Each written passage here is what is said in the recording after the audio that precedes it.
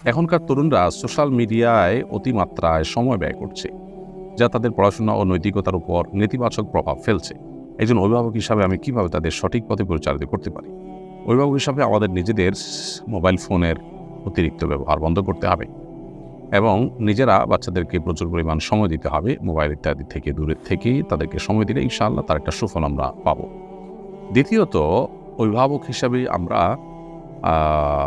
Social মিডিয়াতে বিচরণ করা সন্তানদেরকে সেখান থেকে সরিয়ে আনার জন্য তাদের উপযোগী খেলাধুলার পরিবেশ, ফিজিক্যাল এক্সারসাইজের জায়গা তাদেরকে দিতে হবে, বিকল্প বিনোদনের ব্যবস্থা তাদের জন্য করতে হবে এবং সে সমস্ত পরিবারের ছেলে মেয়ে এবং সে সমস্ত শিক্ষা প্রতিষ্ঠান ইত্যাদি অ্যাভয়েড করতে হবে যেগুলোতে আসলে এই ধরনের ডিভাইসের ছড়াছড়ি বাচ্চাদের মধ্যে ব্যবহারের ব্যাপক প্রচলন আছে, কারণ পরিবেশ দ্বারা বাচ্চারা অনেক বেশি প্রভাবিত হয়। তারপরও আজকে চতুর্দিকে মানুষ যেভাবে আক্রান্ত এই রোগে, সেখানে আসলে শুধু কিছু পরিবারের সাথে মেশা বন্ধ করে দিলে সন্তানরা যে একেবারে নিরাপদ হিসেবে তা নয়, জন্য এক্সট্রা আরও বিভিন্ন রকমের অ্যাক্টিভিটিস চালাতে হবে। আমার পিতা আমাকে ও আমার আম্মিকে ছেড়ে বহু বছর আগে চলে গেছেন। তিনি কখনো তালাক উচ্চারণও করেননি। বর্তমানে আমার বয়স 19 বছর এবং আমার আম্মি অসুস্থ। আমি চাই তিনি অন্যত্র বিয়ে করে নতুন জীবনযাপন শুরু করুন। এখন প্রশ্ন হলো, এই অবস্থায় আমার আম্মি কি অন্যত্র বিয়ে করতে পারবেন? আর দ্বিতীয়ত, তালাক ছাড়া ইদ্যত কিভাবে গণনা করা হবে, তা কতদিন হবে? দেখুন, প্রথম কথা হলো যে আপনার আম্মি তিনি আপনার বাবার কাছ থেকে যেহেতু তালাক প্রাপ্তা হননি, অতএব তার জন্য ইদ্যত প্রযোজ্য হবে না এবং এই যে তিনি চলে গেছেন, সেটা কত বছর হয়েছে, কোন পর্যায়ে গেছে, তার কোনো খোঁজখবর আছে, তার নাকি নির্দোষ হয়ে গেছেন, এই বিষয়গুলো এখানে বিবেচ্য হবে সিদ্ধান্তে আসার ক্ষেত্রে। সেজন্য আমরা আপনাকে পরামর্শ দিব যে আপনি কোনো ফতোয়া বিভাগে গিয়ে এ বিষয়ে বিস্তারিত জানিয়ে প্রশ্ন করুন। ইনশাআল্লাহ সেখান থেকে আপনি আশা করা যায় সঠিক উত্তর পাবেন। কারণ এখানে আরও বেশ কিছু কোয়েরি আছে যেগুলো আপনার কাছ থেকে আমার জানা দরকার, সেগুলো করা দরকার। সেগুলো করার সুযোগ যেহেতু নাই, অতএব আমরা এটা স্কিপ করছি। যদি এমন হয় যে তিনি বেঁচে আছেন এবং নিরুদ্দেশ নন, তাহলে সেক্ষেত্রে তার কাছ থেকে যে কোনোভাবে বিচ্ছেদ নেওয়ার, মৌখিকভাবে বিচ্ছেদ নেওয়ার হলেও চেষ্টা করতে হবে। তারপরে আপনি অন্যত্র বিয়ের চিন্তা করবেন। মহসিনা আক্তার মোমো আপনি লিখেছেন, আমার বাবার 3 ভাই 2 বোন। আমার বাবা মারা গেছেন 1 বছর হয়েছে, কিন্তু এখনও আমাদের প্রাপ্য জমি বুঝিয়ে দিচ্ছেন না। আমার প্রশ্ন হচ্ছে, আমার বাবার কেনা জমি কি আমার চাচা এবং ফুফুরা পাবেন? বোন মহসিনা আক্তার, প্রথম কথা হলো, আপনার বাবার মৃত্যুর পর সেই সম্পদ ভাগ বন্টন করা এটা আপনাদের অধিকার। এখানে আপনার চাচা বা ফুফুরা তারা বাধা দেওয়ার কোনো নৈতিক কারণ নেই। কোনো ব্যক্তির মৃত্যুর পর তার যদি ছেলে মেয়ে থাকে, সন্তান থাকলে সেক্ষেত্রে ভাই বা বোন কিছু পান না। অতএব আপনার বাবার সম্পদে আপনার চাচা, আপনার ফুফুরা কিছুই পাবেন না যেহেতু আপনারা বেঁচে আছেন। অতএব আপনার বাবার সম্পদ যদি হয়ে থাকে, এক্ষেত্রে আপনাদেরই অধিকার মূলত।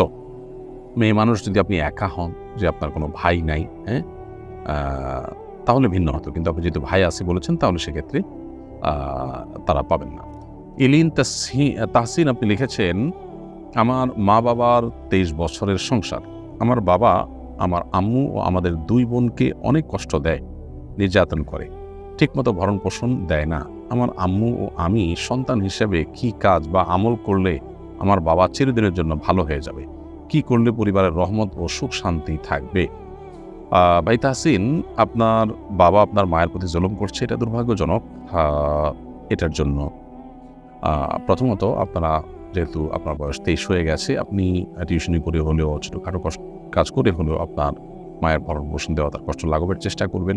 সেই সাথে আপনার বাবাকে ভালো করার জন্য নিজেরা যদি সেরকম পরিস্থিতি পরিবেশ হয়, তাহলে তাকে বোঝাবার চেষ্টা করবেন, আর না হলে অন্য কাউকে দিয়ে তাকে বোঝাবার জন্য আপ্রাণ চেষ্টা করবেন। মসজিদের ইমাম সাহেব, আশেপাশে যে সমস্ত মানুষগুলো আছে, অথবা যাদের প্রভাব আপনার বাবার উপরে আছে, সে সমস্ত লোকগুলোকে দিয়ে বোঝানোর চেষ্টা করবেন।